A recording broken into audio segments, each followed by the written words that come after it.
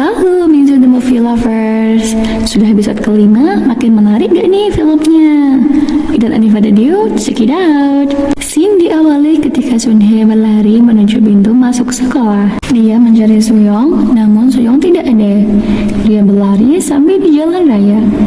Sun Hye melihat Suyong di seberang jalan dan segera menyusulnya.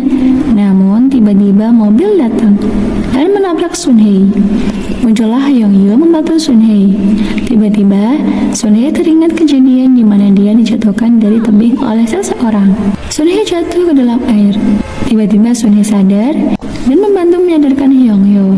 Yongyu dibawa ke rumah sakit dan syukurlah Yongyu selamat. Di rumah sakit, Ibu Yongyu menjenguknya dan menyuruh untuk melakukan tes. Lalu Sun Hye meminta maaf kepada Yongyu karena terjadi kecelakaan karena Sun Hye. Yongyu yang sudah sadar mengingat kembali kejadian bersama Yongyu. Dia memberikan saran kepada Sun Hye untuk menelpon polisi jika keadaan kembali normal. Dan pikiran Sun Hye pun jernih. Yongyu juga mengatakan bahwa mobil van yang menabrak mereka sangat aneh. Harusnya kalau tidak disengaja mobil itu berbelok atau mengerem. Namun mobil tersebut malah terus melaju seolah-olah ingin menabrak Sun Hye. Tiba-tiba orang tua Sun Hye datang dan ibu Sun Hye sangat mengkhawatirkan Sun Hye. Tapi ayah Sun Hye bersikap sangat aneh dan menahan emosinya dengan menggenggam tangannya dengan keras. Di kantor polisi, detektif Lee dan menemukan bukti bahwa van hitam telah terekam kamera pengawas. Keesokan harinya di rumah Sun Hye saat mereka sarapan pagi, polisi datang karena ada laporan tabrak lari. Mereka tidak ingin menanyakan tentang Yongho, namun dia menanyakan tentang van hitam yang disewa oleh ayah Sun Hye. Lalu ayah Sun Hye mengaku bahwa dialah yang menyewa van hitam itu. Ayah Sun Hye pun yang khawatir menyuruh polisi untuk pulang. Tiba-tiba ibu ayah Sun Hye menelpon dan ayah Sun Hye pun seketika pening kepala. Ayah Sun Hye berjalan menuju kamar rahasia. Dia menemukan kejanggalan terjadi, seperti jendela yang tidak rapi, dan dia kehilangan foto bersama anak laki-lakinya. Ayah Sun Hye pun langsung menuju kamar Sun Hye dan memarahi Sun Hye. Dia memberantakan barang-barang Sun Hye dan meminta Sun Hye untuk mengembalikan foto yang diambilnya. Ibu Sun Hye yang mengetahui hal tersebut lalu pergi ke kamar Sun Hye. Sun Hye sangat penasaran dengan laki-laki di foto tersebut. Dia mengungkapkan kegelisahan ke hatinya. Dia menanyakan dan mengatakan kepada ayahnya, dia sangat takut kepada ayah dan ibunya.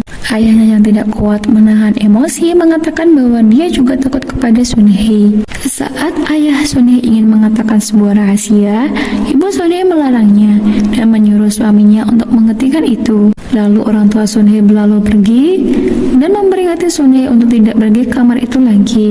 Polisi tiba di kantor Pak Choi atau ayah Sun Hye. Mereka berkesimpulan bahwa ayah Sun Hye bekerja dari pagi hingga malam.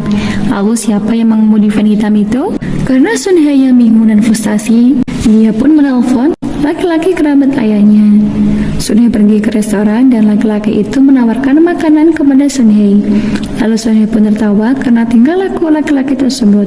Lalu Sun Hye menanyakan tentang laki-laki di keluarga Sun Hye. Laki-laki misterius tersebut mengeluarkan kartu nama dan menunjukkan bahwa sesungguhnya laki-laki tersebut adalah seorang polisi yang bernama Choi Hyo-min.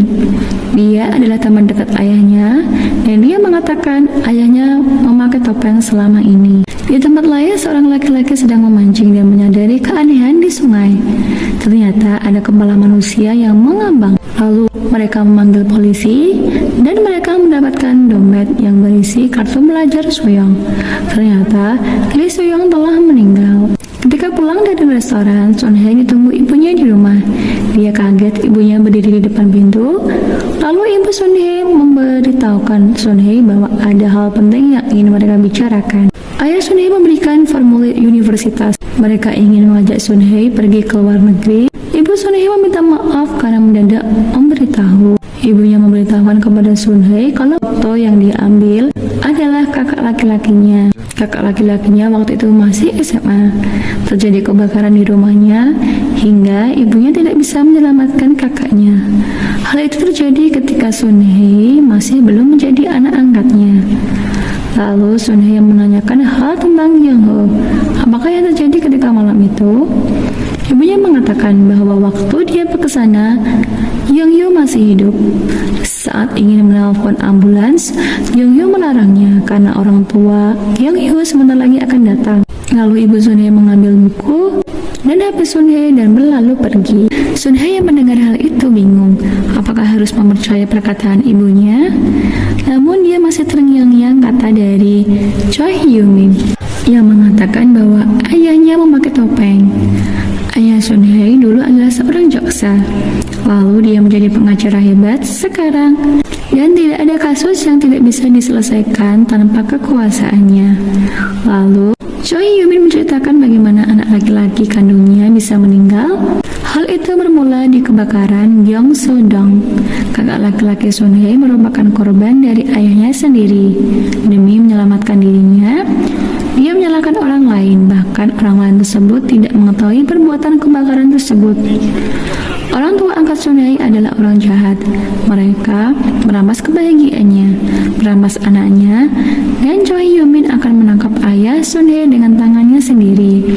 Choi Hyo-min berkata akan melindungi Sunhae dan menyelamatkan Sunhae. Lalu Sunhae memikirkan semua kejadian yang terjadi di kamarnya.